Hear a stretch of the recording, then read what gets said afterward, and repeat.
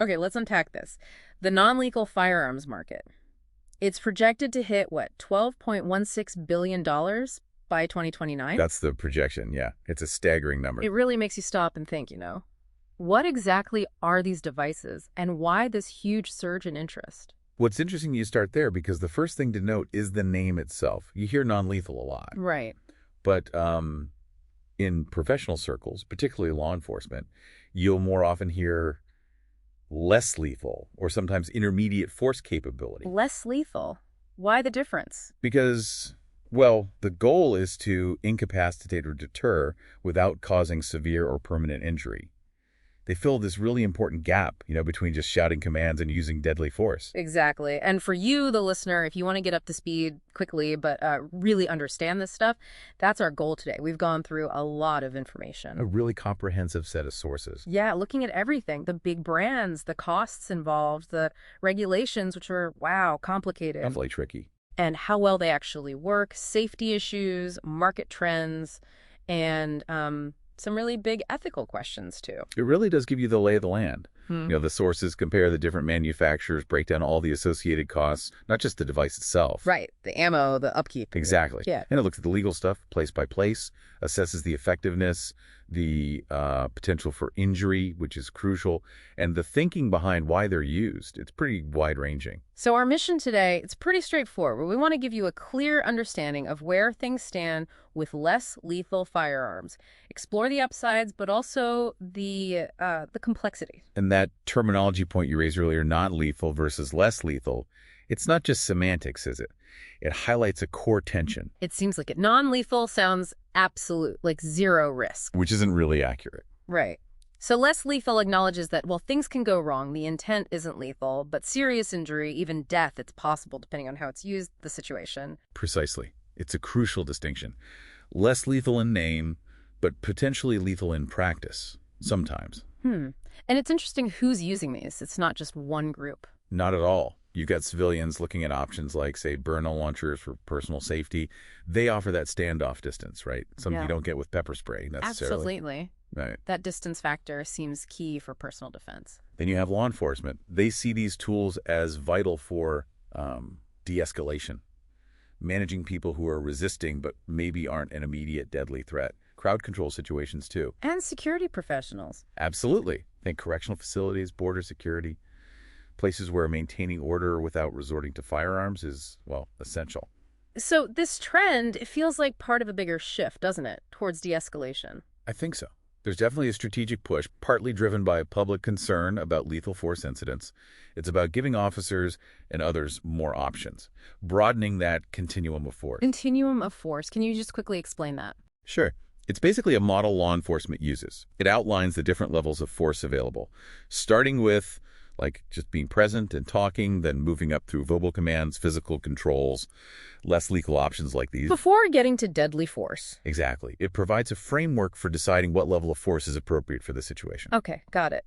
So let's dig deeper into the actual tech. We mentioned Byrna, Pepperball, Umarex. Let's start with Byrna. What models do they offer? Well, Byrna seems to tailor things. You've got the SD that's self-defense. It's kind of their core model.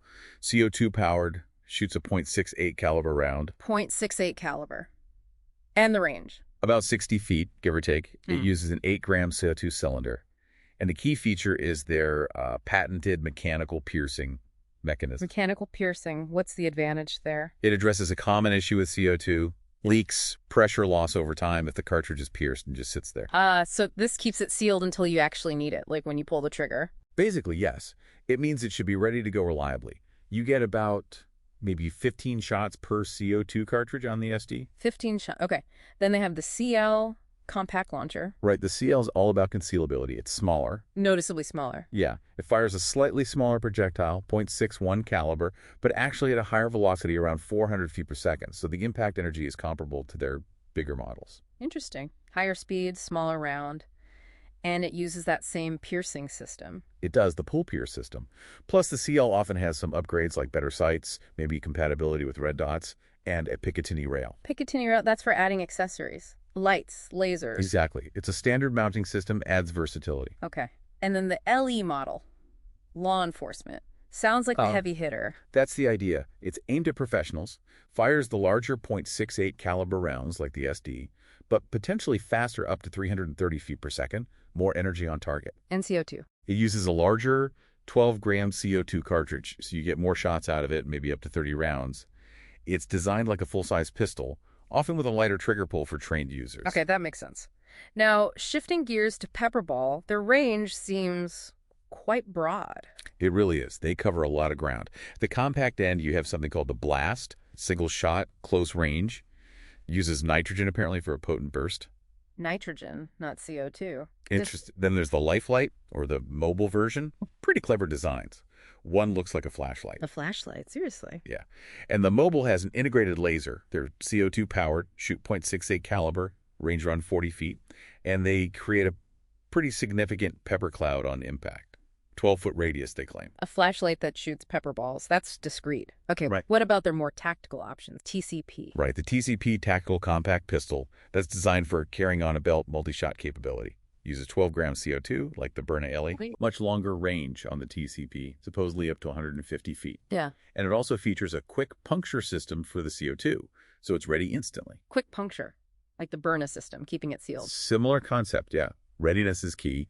And then at the top end for Pepperball, you have the VKS Variable Kinetic System that's really geared towards law enforcement. Variable, meaning different kinds of ammo. Exactly. Multi-payload capability, long range. And it can use either CO2 or HPA high-pressure air, more flexibility for agencies. Okay. And the third brand we mentioned, Umarex T4E. Their angle seems a bit different. Training and defense. Yeah, that's a good way to put it. They have a dual focus. Take their PDP HDP-50 Gen 2, home defense pistol. HDP 50, so .50 caliber. Right, .50 caliber. But the energy is kept within certain limits, less than 13 joules typically to stay in that less lethal category. 6-round magazine, maybe 12 shots per CO2. And does it have that quick CO2 activation feature too? Yes, they call it quick piercing.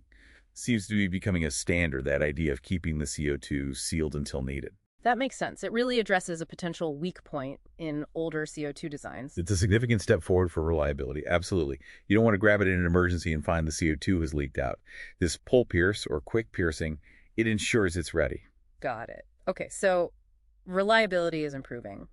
Now let's talk money. The cost. What's the ballpark for buying one of these launchers? Well, it really varies, as you'd expect. For Byrna, you're often looking at, say, the $300, $400 range for the SD, maybe more for bundles or the LE. Okay. Peckleball. Huge range there. The little Blast might be under $100, but their higher-end stuff, like the VKS Piro for law enforcement, that can easily be over $1,000. The Lifelight and TCP fall somewhere in between. And Umarex T4E, you said they were more accessible. Generally, yeah. Their HDP 50 or the revolver version, the HDR 50, they often come in around maybe $100 to $150, sometimes a bit more. They also do a lot of training replicas of real firearms. So a decent range of initial costs. But what about the ongoing expenses? The ammunition, maintenance? That's where it can add up, right? Oh, absolutely. Ammo's a big factor. For Byrna, their solid kinetic rounds are relatively cheap per shot. But the chemical ones, the Pepper and Max rounds, significantly more expensive. How much more? Like multiples? Often, yeah. Could be several dollars per round for the chemical irritants versus, less than $1 for the practice rounds. Wow. And Pepperball, similar story. Same pattern. Their inert practice rounds are affordable. The Live X, Piva rounds, the ones with the actual irritant, much pricier. They also have different types, like VXR rounds for longer range, which adds complexity. Umarex? Similar deal, rubber balls, powder balls for training, pretty cheap. Pepper rounds like their P2P core defense. Higher cost per shot. And then there's CO2 cartridges. You need those constantly. Right, whether it's 8 gram or 12 gram, that's a recurring cost. And basic maintenance stuff. Oiler kits for Byrna, maintenance kits from Pepperball, oil for Umarex. Small costs individually, but they add up over the life of the device. So here's something that strikes me. That huge price difference between the practice rounds and the live rounds. What does that mean practically? That's a really important point. It potentially creates what you could call a training gap. Training gap, meaning people don't practice enough with the real deal. Exactly. You're naturally going to shoot more of the cheaper kinetic or inert rounds, so you get good at handling the launcher, aiming maybe. But not necessarily at deploying the chemical rounds effectively under stress? Precisely. You might not have the confidence or the experience with how the cloud deploys, the actual effect, because practicing with those rounds is expensive. Plus, Even the CO2 cost discourages just, plinking away regularly. Mhm. It can impact overall readiness. That makes a lot of sense. You train for one thing, but might need to perform another in a crisis. Okay, let's shift to effectiveness. How do these things actually work? And crucially, what about the risk of injury? Well, there are two main ways they work. First, kinetic impact projectiles, KIPPs. Kippies, like the solid burner rounds or Umarex rubber ball. Right. The idea is blunt force trauma. Hit someone hard enough to cause pain, bruising, disorientation, make them stop what they're doing. Byrna even says their kinetic rounds can break car glass. Wow, so significant force. Definitely. Umarex talks about their blowback systems delivering power too. The goal is pain compliance without actually penetrating the skin. Okay, that's kinetic impact. What's the other mechanism? Chemical irritants, Yeah. Nipper balls, Burnamax rounds, that sort of thing. Like pepper spray, but in a projectile. Essentially, yeah. The projectile breaks on or near the target, releasing a cloud of irritant, usually OC, pepper spray, or maybe PIAF, a synthetic version, or sometimes CS tear gas, though that's often more restricted. And the effect. Intense irritation, eyes, nose, throat, lungs, burning sensation forces the eyes shut, coughing, difficulty breathing, basically temporary incapacitation. Byrna mentions a 3 to 5 foot cloud, effects for maybe 30-45 minutes. Pepperball claims a larger cloud, 12 feet. Does it have to be a direct hit? Not always, especially with the chemical rounds. Saturating the area around the person can be enough to affect them. That's an advantage over just kinetic impact. But they don't always work perfectly, right? There are limitations. Absolutely. Wind is a big one for chemical irritants. It could just blow the cloud away, Makes sense. and people react differently. Someone highly agitated or under the influence of certain drugs or alcohol might have a reduced sensitivity to both pain and chemical irritants. Neutralization is definitely not guaranteed. Okay. Now, the really serious part. Injuries. We keep saying less lethal, but that doesn't mean harm-free. Not at all. And this is where that term non-lethal gets really problematic. If you look at studies on older tech, like traditional rubber bullets, the numbers are sobering. How sobering. Some studies found things like a 3% death rate, 15% causing permanent disability, especially dangerous if they hit the head or neck. 15% permanent disability, that's Right. significant. What about the newer Kippies, like from these launchers? Data specifically on those is maybe less extensive, but studies looking at KIPs more broadly still show risks. Some reviews mention high rates of severe injury, even occasional fatalities. We're talking anything from bad bruises and broken ribs to skull fractures, high injuries, internal bleeding. So the potential for serious harm is definitely real. How does that compare to other less lethal tools police might use, like tasers or OC spray? That's an interesting comparison. Some research suggests that CDs conducted energy devices like tasers and standard OC spray actually tend to result in lower injury rates for both the subject and the officer compared to physical force like using batons or police dogs. Lower injury rates for tasers and spray compared to physical force? Okay. What about the reliability of the launchers themselves? We talked about the CO2 systems improving, but are there still potential problems? Yes, CO2 power can still be finicky. Temperature affects pressure. Very cold weather can reduce power or cause failure. Leaks can still happen. Cartridges can be empty. You can get inconsistent shots. And mechanical issues. Sure, magazine feeding problems aren't unheard of in semi-auto designs. Trigger mechanisms can fail. There was actually a recall for the Umarex T4E TR50 revolver a while back. A recall. What happened? Apparently, the CO2 cartridge could eject unintentionally when pierced, and there were reports of injuries from that. It just highlights that, especially for self-defense, you need the device to be reliable, period. Absolutely critical. Okay, let's look at some real-world glimpses. How are these being used? Any success stories? Yeah, there are reports. People using Byrna successfully to stop home break-ins. There was a story about someone warding off an intruder with a chainsaw in LA. With a chainsaw. Wow. Right. Police using Burnamax rounds to subdue someone violent without lethal force. Testing has shown that kinetic rounds can cause skin wounds, confirming the impact. And Pepperball, well, they're used by thousands of agencies. Over 1,300, the source mentioned. Yeah, huge adoption. Lots of reported incidents where they de-escalated situations. In Armed Man in Indiana, someone threatening suicide, agitated individuals. Some departments report high success rates in avoiding higher levels of force. So they can be effective tools when used appropriately, but there's the flip side too, right? Incidents of harm, misuse. Definitely. Any tool with force potential can be misused. We see it with stun guns, pepper spray generally.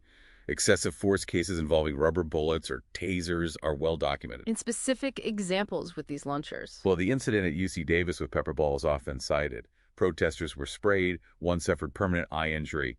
It raised questions about using them for area denial versus targeting specific threats. Area denial. Just spraying a crowd. Essentially, yeah. Yeah. Which isn't the intended use. There were also accusations against the Texas National Guard using pepper projectiles on migrants who didn't appear to be threatening. And concerns about civilian misuse. Yeah. With Byrna becoming popular for self-defense, there's always the concern about people using them improperly, without enough training, escalating situations, or causing unintended injuries. Safety really hinges on proper training and following protocols. Which leads us right into the legal side. This sounds like a maze. It really can be. Yeah. Especially in the U.S., the legal landscape is fragmented. Let's start federally. How does the U.S. government classify these? Are they firearms? Generally, no. The ATF Bureau of Alcohol, Tobacco, Firearms, and Explosives typically doesn't classify Byrna launchers, for example, as firearms because they use compressed gas, not an explosion, to fire the projectile. So no federal background checks like for regular guns? Usually not for the launcher itself. Now, there are regulations for some niche blunt force projectile guns that do use an explosive propellant, but that's different. The ATF has also banned certain powder-based ammunition rounds, which actually might make CO2 trainers like some Umarex T4E models more attractive alternatives. Okay, so federal law is one thing, but then states and cities can add their own rules. Exactly, and they vary wildly. Take California. California. Generally, you can own Byrna or pepper ball launchers, but the chemical irritant rounds might fall under the same rules as regular pepper spray. There can be restrictions on carrying them, especially openly. And you mentioned something about tear gas. Right. California prohibits certain tear gas weapons. Because of how that's defined, Byrna can't ship their Max or pepper rounds there, only the kinetic ones. Wow. So only solid projectiles allowed for Byrna in California. What about carrying them? Concealed carry of a Byrna seems okay without a specific permit, but open carry is mostly a no-go. Home defense falls under their castle doctrine. Okay, now contrast that with New York. Much stricter. There is a real possibility Byrna launchers could be classified as firearms under NY state law, meaning you'd need a license. A gun license for a Byrna. Potentially. And they outright prohibit the shipment of pepperball guns and any chemical irritant projectiles into the state. Plus, total ban on shipping any Byrna products to New York City, including Yonkers. A total ban into NYC. That's a huge difference from California. Any other state examples? Yeah, it's all over the map. New Jersey, Massachusetts might treat them like BB guns, requiring firearm ID cards. Illinois apparently has rules about the size of pepper balls. And pretty much everywhere restricts them in sensitive places: schools, government buildings, airports. Plus age limits, usually 18 plus men. This must be incredibly confusing for someone just wanting to buy one for self-defense, and a nightmare for the companies. Huge compliance burden. Those shipping restrictions Byrna faces. Yeah. Direct result of this patchwork. And yeah, for a consumer, figuring out, can I own this? Can I carry it? Can I use the pepper rounds? Is tough. A lack of a universal definition for a less lethal weapon really contributes to this mess. Okay, let's hop across the pond. Europe. Germany. How do they handle these? Germany is interesting. Legal, yes, but strictly regulated under their Weapons Act. It all comes down to energy level. Energy? Yeah. Under 0.5 joules, it's a toy. Between 0.5 and 7.5 joules, it's treated like an air rifle needs a special marking, F in Pentagon. H18 plus joules. Higher energy needs full registration, like a firearm. And carrying them. For public carry of things like gas pistols or pepper spray, you need a small weapons license. But even then, it's generally meant for emergencies, not everyday carry. Standard pepper spray is only okay if it's explicitly labeled for animal defense. Otherwise, it's prohibited for civilians. Umarex T4E sells products that fit within these German rules, and Pepperball tech is used by the German military. So, regulated but possible. What about the UK? They're known for tough gun laws. Extremely strict. Yeah. Air weapons under 1 joule are okay without a certificate. More powerful air rifles need one, and air pistols over 6 foot-pounds are banned. Critically, self-contained gas cartridge systems, which sounds a lot like these CO2 launchers, are prohibited. Prohibited entirely. Seems like it. And pepper spray, CS spray, PAVA, all classified as prohibited weapons. Owning or carrying them can mean serious prison time. It's illegal for the public to carry anything specifically for self-defense. Wow. No pepper spray even. That's a massive difference from the US or even Germany. Huge difference. Air weapon use is basically restricted to private property or clubs. Okay, one last legal point. The realistic appearance. Some of these look very much like real firearms. Is that a problem? It's a definite concern. Public safety risk. A police officer sees something that looks like a Glock, they're likely going to react as if it is a Glock. Even if it's just a Byrna or Umarex T4E. Exactly. Dangerous for the person carrying it, dangerous situation for the officer. Mhm. There's this tension between wanting realism for training or deterrence and the very real risk of misidentification. Okay, let's shift focus again. The market itself, we know it's growing. What's driving that? Several things pushing it. We mentioned increased law enforcement adoption for de-escalation. That's big. Yeah. Also just rising security concerns globally. Civil unrest in some areas, terrorism worries, general instability. Military modernization plays a role too, especially for peacekeeping type operations. And it's technology itself. Yeah, R&D keeps advancing, making the tools potentially more effective or reliable, developing things like better crowd control options, public sentiment, advocacy groups pushing for less lethal alternatives. That has an impact. And simply, increased government defense spending often includes less lethal procurement. Any specific parts of the world leading the charge? Well, in 2024, North America is the biggest market share. But the forecast is that the Asia-Pacific region will see the fastest growth rate moving forward. Asia Pacific. Interesting. Why might that be? Could be a combination of factors. Increasing urbanization, maybe rising internal security needs in certain countries, perhaps just catching up in terms of law enforcement adoption.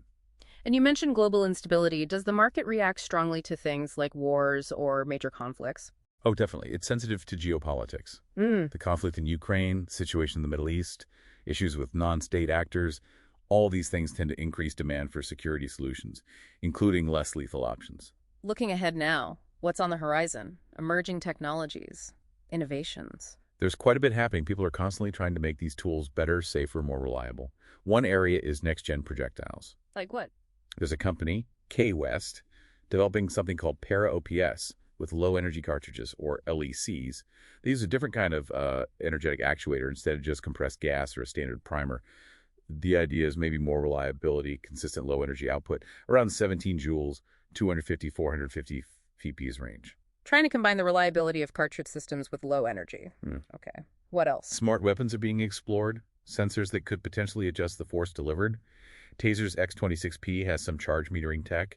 China's reportedly worked on electromagnetic launchers, rheostatic materials that change properties. It's pretty advanced stuff. Smart force adjustment. That sounds futuristic. Anything else? Remote restraint tech, like the BolaWrap from Wrap Technologies. It shoots out a tether to entangle someone's legs or torso without relying on pain or impact. BolaWrap, like a high-tech lasso. Kind of, yeah. Then there's work on biodegradable projectiles, which is interesting environmentally. Biodegradable ammo. And things like the Ring airfoil projectile, or RAP. It's like a donut-shaped rubber round, supposedly non-lethal, even at close range, effective out to maybe 40 meters. A rubber donut. Okay.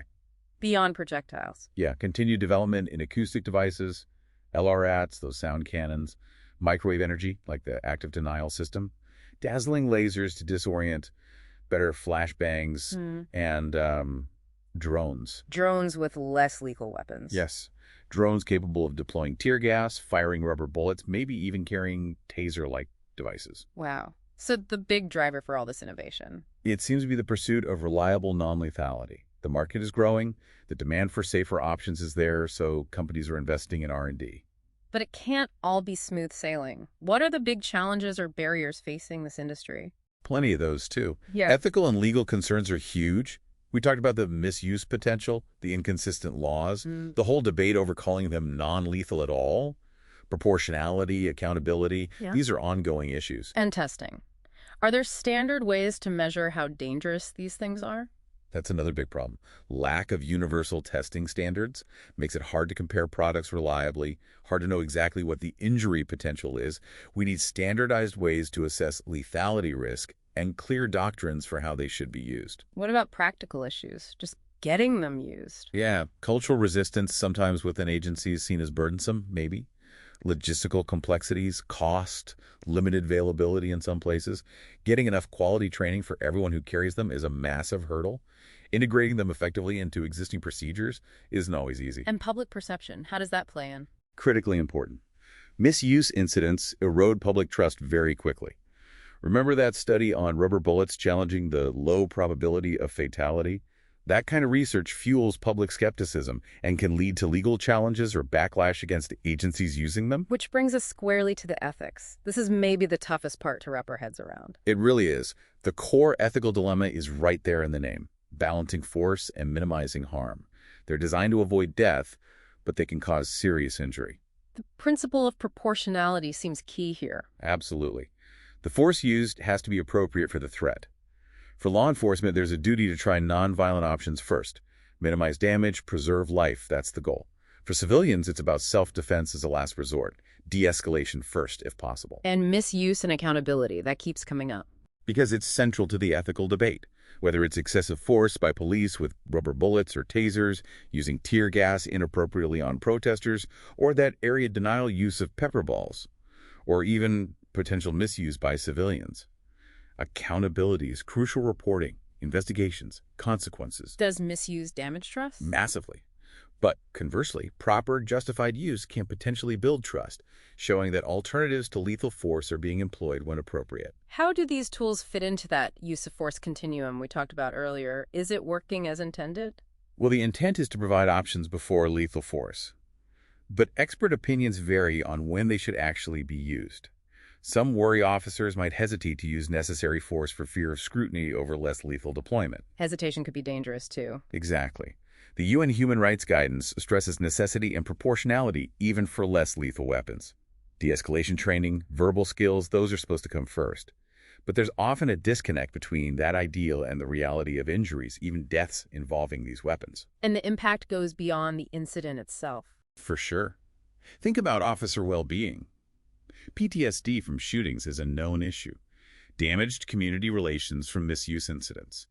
And the lack of universal definitions and good federal data makes developing sound policy really difficult. We need consistent policies, standardized training, real accountability, and just more research. Okay, so let's try to summarize this deep dive. We've seen a big, growing market for these less lethal firearms. Driven by lots of factors, evolving technology. We've stressed that difference, non-lethal versus the more accurate, less lethal, explored how they work, their effectiveness, but also the real risks. The potential for serious injury is not zero. We navigated that really complex legal maze, huge variations, state by state, country by country. Real patchwork. And we've dug into the tough ethical questions, balancing force, misuse, accountability, how they fit into de-escalation strategies. Right. From the tech specs to the big societal implications. So here's maybe a final thought for you, the listener, to chew on. With all these inherent risks and the tech constantly evolving, how do we actually make sure that this push for less lethal truly leads to a safer, more just world, and not just, more ways to apply force? It's a critical question. How do we balance the potential benefits of these technologies against the risks and our fundamental ethical responsibilities as they become more widespread? We definitely encourage you to explore further. Look into your local laws, research specific brands if you're interested, or just keep thinking about the ethical debates. It's a complex field, and it's certainly not standing still.